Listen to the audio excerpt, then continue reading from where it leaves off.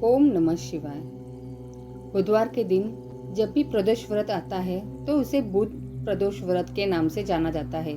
कहा जाता है कि प्रदोष व्रत के प्रभाव से व्यक्ति की सभी मनोकामनाएं पूरी होती है। साथ ही भगवान शिव और माता पार्वती का आशीर्वाद प्राप्त होता है। यदि आप प्रदोष व्रत करते हैं, बुध प्रदोष व्रत कथा का पाठ जरूर करें, वरना आपकी पूजा अधूरी रह सकती है। प्राचीन काल की कथा है। एक पुरुष का नया नया विवाह हुआ था। वह गौने के बाद दूसरी बार पत्नी को लिवाने के लिए अपनी ससुराल पहुंचा और उसने सास से कहा कि बुधवार के दिन ही पत्नी को लेकर अपने नगर जाएगा।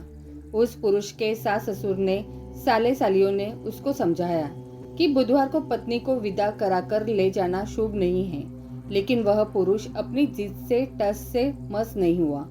विवश होकर सास ससुर को अपने जमाता और पुत्री को भारी मन से विदा करना पड़ा।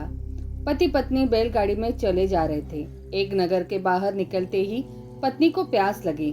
पति लोटा लेकर पत्नी के लिए पानी लेने गया। जब वह पानी लेकर लौटा तो उसे क्रोध और आश्चर्य की सीमा न रही, क्योंकि उसकी पत्नी की किसी अन्य पुरुष के लाए लोटे में से पानी पीकर हंस हंसकर बतिया कर रही थी। क्रोध में आग बबूला होकर वह उस आदमी से झगड़ा करने लगा, मगर यह देखकर आश्चर्य की सीमा न रही कि उस पुरुष की शक्ल उस आदमी से हुबहू मिलती थी।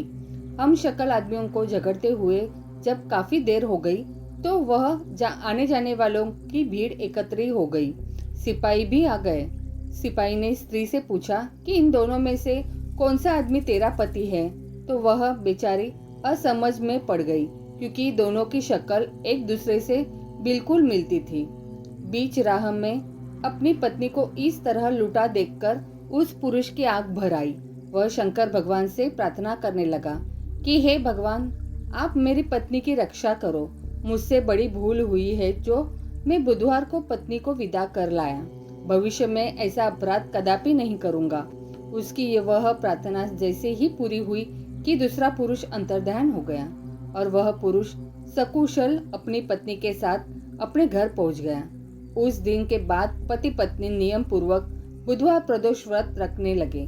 बोलो भगवान शिव की जय। बोलो माता पार्वती की जय। बोलो अम्बे माता की जय। बोलो चामुंडा माते की जय। बोलो हर हर महादेव।